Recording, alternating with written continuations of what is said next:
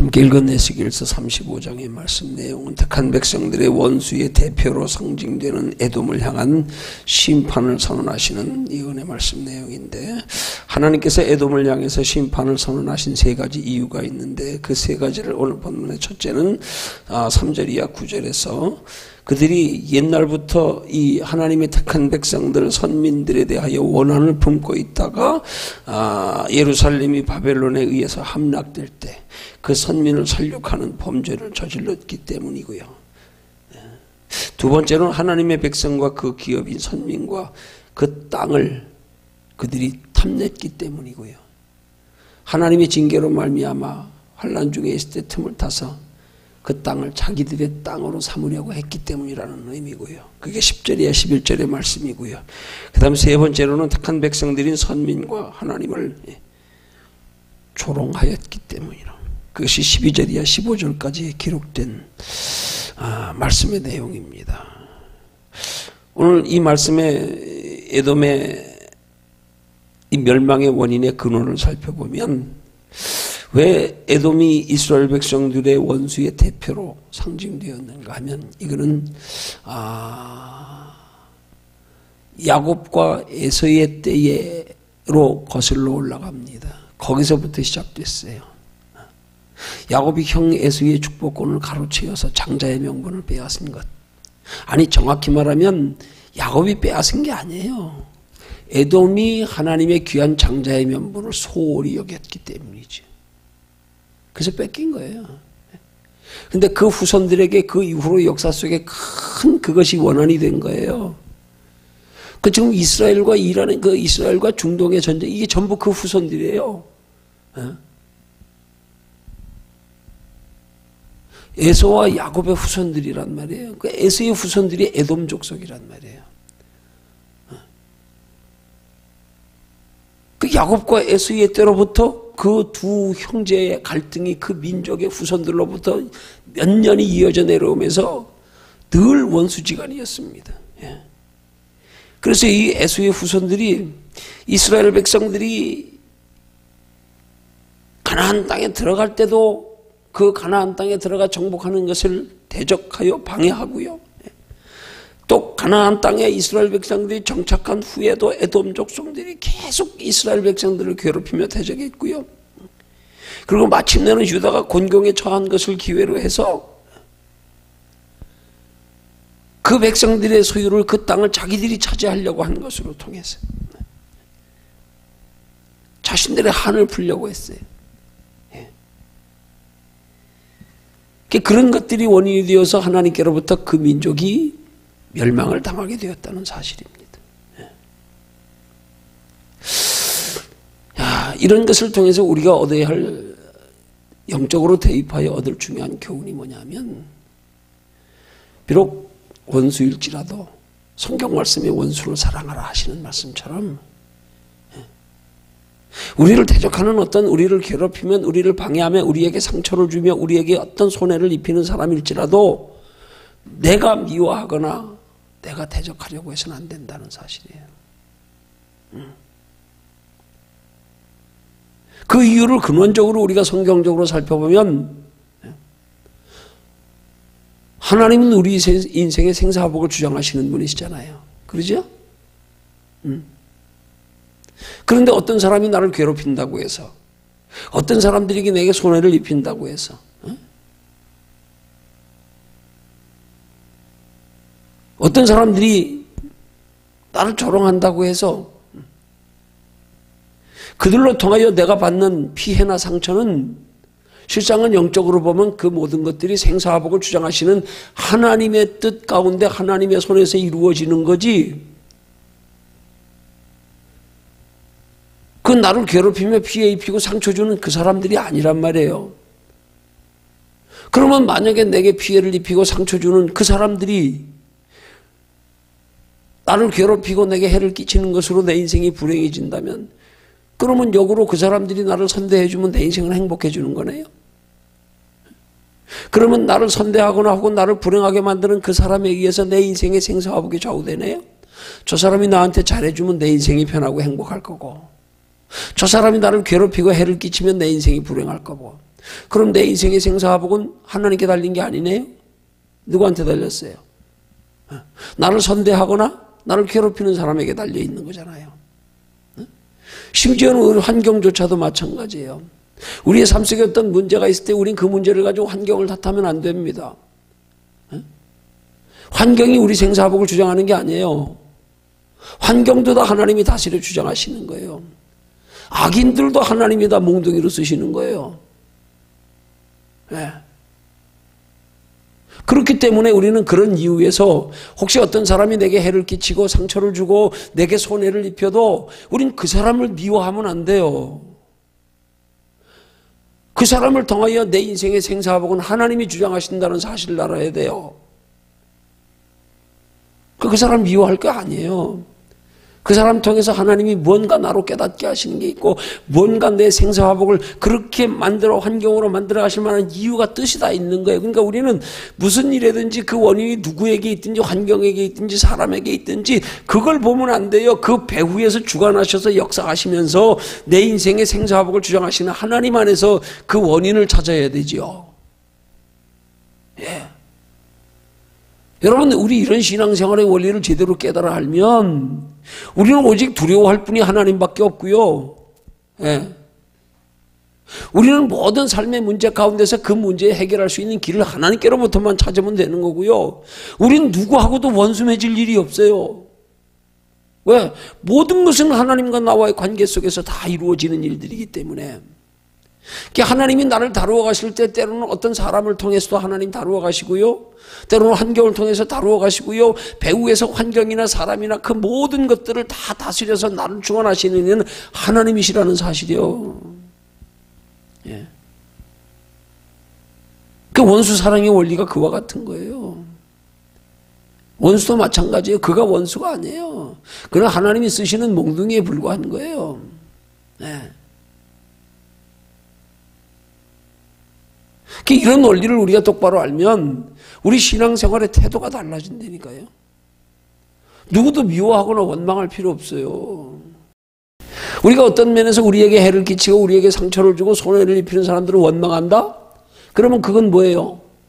영적으로 깊이 우리가 한번 대입해서 생각해 보면 그건 내 인생의 생사화복을 주장하시는 하나님을 부인하는 것과 같은 거예요.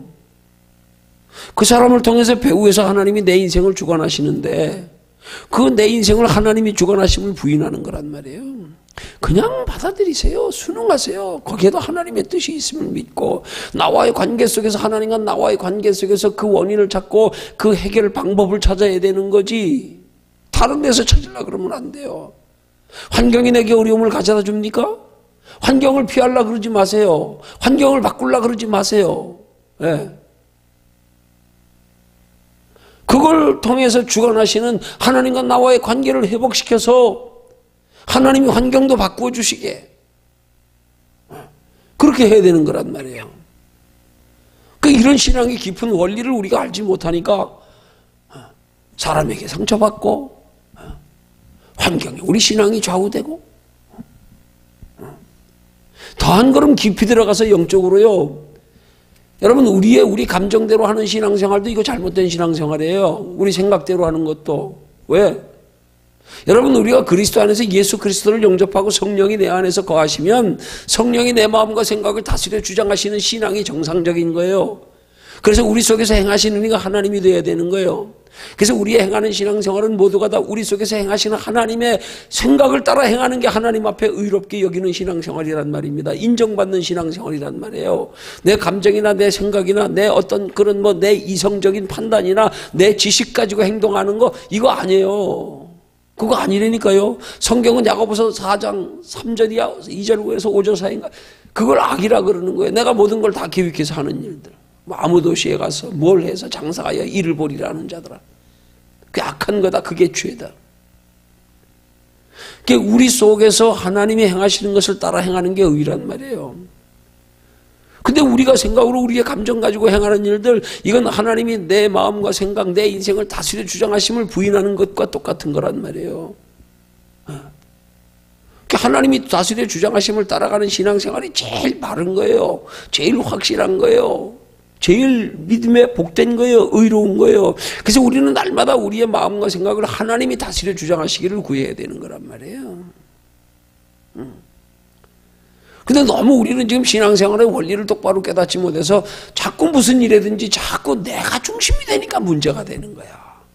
내 생각이 중심이 되고, 내가 눈으로 보는 환경이 중심이 되고, 내가 알고 있는 지식이나 경험이 이게 중심이 되고, 이게 문제가 되는 거예요. 이게 사도 바울이 로마서를 통해서 나는 날마다 죽노라 하는 말씀이요, 정말 하나님의 복음의 원리를 굉장히 깊이 깨달은 거예요. 내가 죽을 때 하나님이 역사하신다니까. 내가 죽을 때 그리스도께서 내 안에서 사신다니까요. 그래서 바울은 내가 그리스도와 함께 십자가에 못 박혔다는 거예요. 죽었다 이 말입니다. 내가 죽었다 이 말이에요. 그래서 내 안에 그리스도께서 사신단 말입니다. 그리스도께서 내 안에 사시면 그리스도께서 내 마음과 생각을 다스려 주장하시는 거예요. 그래서 그리스도께서 내 마음과 생각을 다스려 주장하심을 따라 살아가는 신앙생활이 되면 그리스도께서 나를 주관하시기 때문에 그리스도를 내 마음과 생각을 다스려 주장하시면 곧 내 인생 전체를 다스려 주장하시는 거예요. 그러면 그리스도께서 내 인생 전체를 다스려 주장하시는데, 그리스도께서 내 안에 계시며 다스려 주장하시는데 내가 망할 리가 있어요?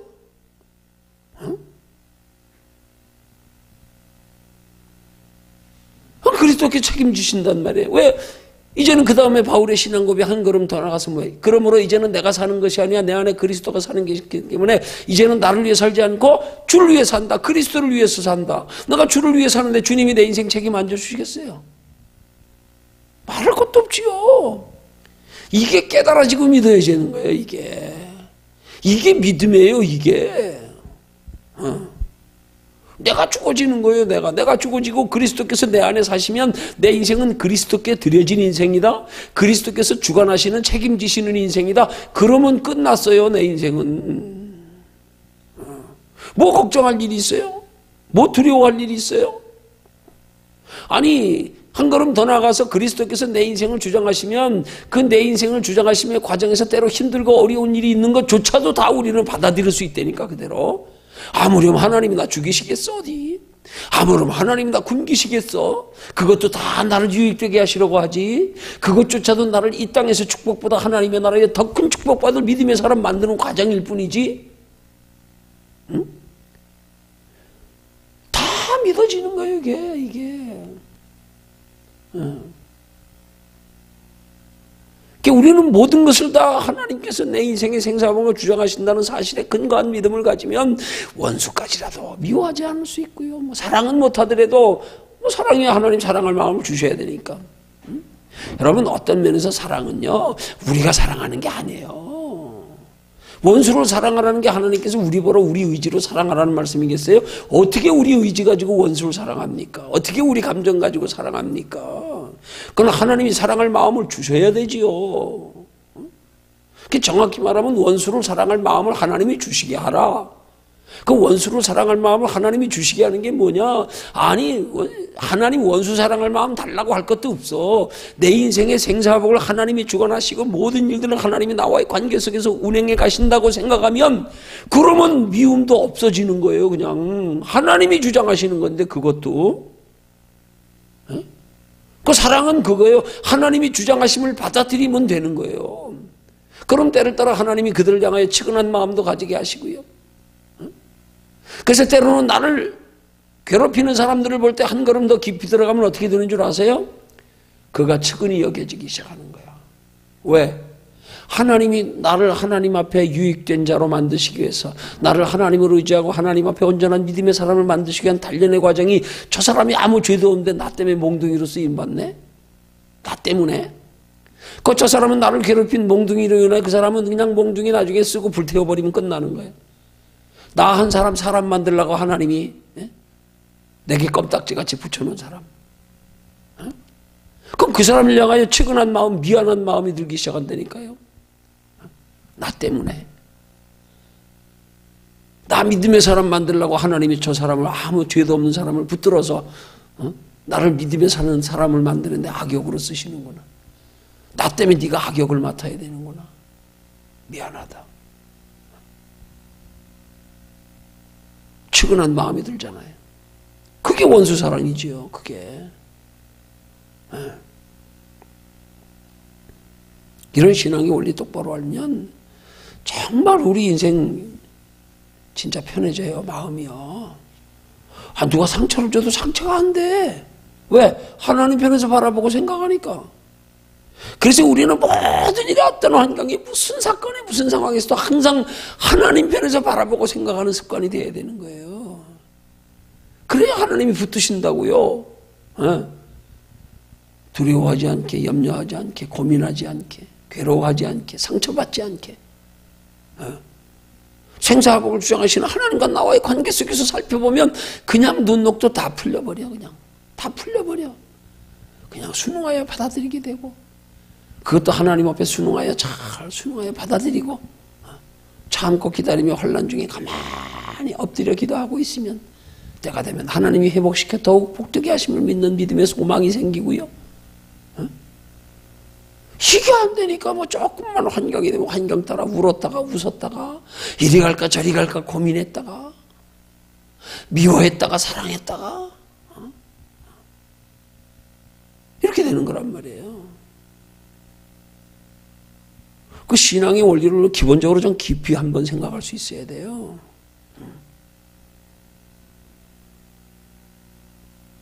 그리고 거기서 또 한 걸음 더 들어가 깊이 생각한다 그러면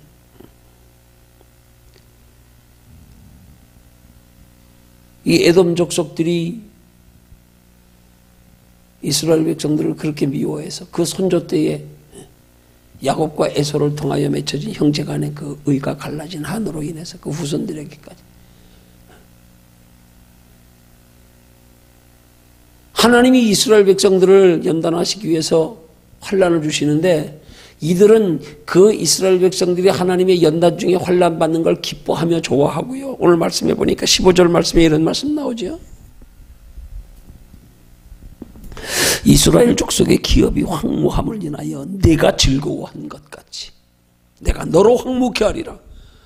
너 하나님의 택한 백성이 잘 안 되는 걸로 즐거워하니까 그것 때문에 하나님이 너를 황무케 하겠다는 거예요. 원수 미워하지 마 그러면 너 내가 그거란 말이에요.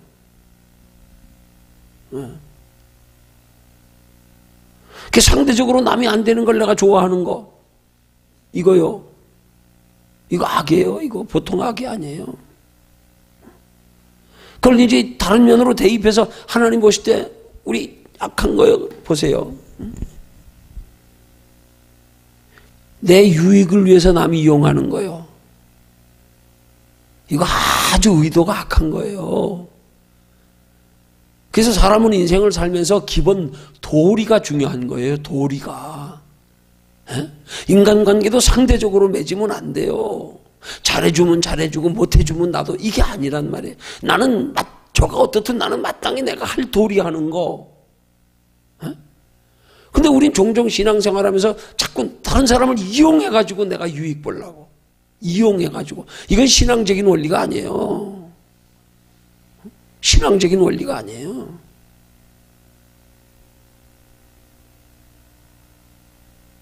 미우라 아야코 여사의 그 일본의 그 빙점이라고 하는 소설을 쓴 사람의 예를 들어서 그런 거예요. 남편이 박봉으로 생활하던 어느 날 남편이 생활에 조금이라도 가게에 보탬이 되기 위해서 조그만 구멍가게를 시작했는데 그분이 구멍가게를 시작하면서 성실하게 오는 사람들을 친절하게 대해주다 보니까 가게에 손님들이 늘어나고 점점 장사가 잘 되고 점점 품목이 커지고 가게의 지경을 넓혀가면서 그러다 나중에 가게가 번성해가지고요 한 번씩 물건을 들여올 때는 막 차로 한 잔씩 들어와야 될 정도로 그러던 어느 날 남편이 퇴근하면서 여보 우리가 돈 버는 건 좋은데 우리 돈 버는 걸로 해서 이웃 가게들이 우리 때문에 그만큼 장사가 안 되는 건 우리가 어떻게 하면 좋을까? 마음에 걸린다 그랬더니 이 말이 그 미우라 아야코에서의 마음을 확 때린 거예요. 그래서 그때부터요 그가요 의도적으로 가게에 물건을 줄이기 시작합니다. 어떻게 줄이느냐? 손님들이 찾아오면 물건이 있는데도 없다고 우리 가게는 이 물건 없다고 저희 옆에 가게 가보시라고. 나로 인하여 다른 사람들이 여러분 우리 장사할 때 보편 어때요? 남 해대는 거 관심 없어요. 나만 잘 되면 돼. 나만 어떻게든지 경쟁해가지고 나만 잘 되면 돼. 나만. 우리 예수 믿는 부모들도 내 자식만 서울대학 들어가고 좋은 데 들어가면 돼. 막 40일 작정기도 뭐 다니엘기도 내 자식 좋은 데 들어가게 해달라고. 그럼 남 떨어져야 되잖아. 남이 손해보고 남의 해가 되는 걸로 인해서 내 유익을 삼는 건 신앙의 원리가 아니에요. 이건 의가 아니에요. 남이 안 되는 걸로 인해서 내가 잘 되는 거, 다른 사람을 업어서 내 유익 보려고 그러는 거, 이용하려고 그러는 거, 이거 간교한 악이에요. 우린 뭐든지 하나님 편에서 부끄럽지 않는 내 도리 다해서 하나님이 축복하시게 해야 되지, 사람을 이용하고 환경을 이용해서 복을 누리려고 아니란 말이에요. 이게 영적으로도 원리가 똑같은 거예요. 우리는 영혼이 잘 되기만 힘쓰면 하나님이 육체도 알아서 잘 되게 해주시는데, 우리가 영혼을 소홀히 하면서 자꾸 육체 잘 되려고, 이것도 똑같은 거예요. 영적인 원리가요. 하나님을 섬기는 동기가 육체나 잘 되려고 바라고 섬기고 이거 이용하는 거예요. 팔아먹는 거예요. 이거 영혼 팔아먹는 거예요. 육체 잘 되려고. 아니에요. 이거 그걸 성경은 너희가 하나님을 자기 영광에 배서 삼는다 그러는 거예요. 하나님을 섬기는 목적과 동기를 바르게 알고 섬겨야지. 어떻게 하나님의 영원하신 하나님, 영원히 함께 하실 하나님을 어떻게 세상 것 때문에 하나님을 이용하고 있어? 말이 안 되는 거지 이게. 이런 동기에서의 하나님 보시기에 악함을 생각하지 아니하고, 우린 뭐 겉으로만 그저 형식적으로만 교회 열심히 나오면 되고 무슨 이게 아니란 말이에요. 이게. 하나님 보시기에 바른 의가 뭔지를 우리 똑바로 알아야 돼요. 하나님 보시기에 의는 그런 거구나. 하나님 보시기에 내 도리 바르게 하는 거. 하나님 보시기에 무엇이 옳은 것일까? 모든 것이 다 하나님의 섭리와 뜻 가운데. 내 환경이 아무리 힘들고 어려운 환경, 그것도 하나님이 허락하신 환경이다. 그것도 내 믿음만큼이다. 내가 하나님 앞에 하는 만큼이다. 그렇게 생각하면 누구 탓할 것도 없어요. 그렇게 생각할 때부터 하나님이 귀하게 보시는 거야. 그래, 너 귀하다. 그게 겸손이에요. 그럴 때부터 하나님이 함께 하시며 회복시켜 가시고 축복하시게 돼 있다고요. 이런 우리 믿음의 자세가 바로 돼. 이런 기본적인 우리의 영적 근본 믿음의 자세를 날마다 바로 깨달아가며 그렇게 세워가는 게, 이게 바른 신앙생활이란 말이에요. 뭘 눈에 보이는 뭘로 어떻게 유익을 삼고 뭘로 편하고 날마다 내가 기준이 돼가지고, 아니요, 그거 아니에요. 그래서 오늘 이 말씀을 통해서 우리가 깊이 깨달아야 할 것이, 하나님과의 무슨 일이든 다 하나님과 나와의 관계다.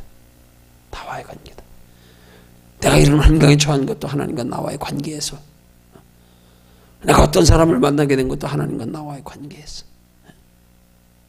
내가 무슨 일을 하든 그 일도 하나님이 주관하시면서 거기에 벗어나지 않아야 모든 일이 영육간에 복되게 된다.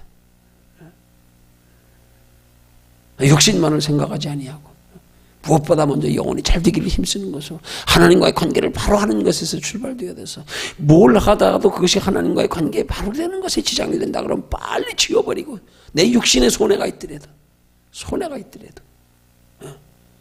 무슨 일이라도 항상 이게 하나님과 나와의 관계에서 하나님 보시기에 합당한가, 이걸 생각하면서 그렇게 하는 신앙생활 되면 하나님이 100% 책임져 주시게 돼 있어요. 그러니까 그런 우리 신앙이 깊이 있는 영적 원리를 우리 말씀으로 날마다 깊이 새기면서,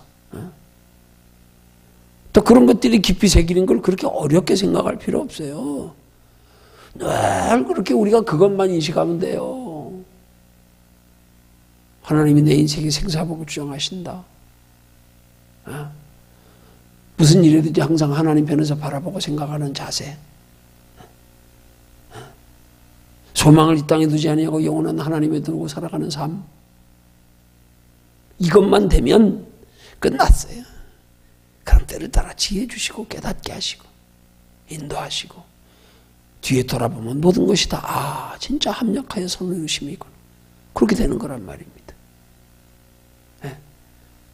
그럴 때 비로소 우리는 진짜 신앙의 참 축복을 우리가 깨달아 알게 되는 것이, 우리 심령에서부터 깨달아 알기 시작한단 말이에요. 평안이 있어요. 때로 위로주심이 있고, 그렇게 행하는 신앙생활 되기 위해서 우리 어떤 상황에서도 사람을 미워하거나 환경을 탓하거나 무슨 일을 내 편에서 바라고 생각하는 이 모든 것들을 내려놓기 위한, 항상 우리 마음속에 깊이 새기는,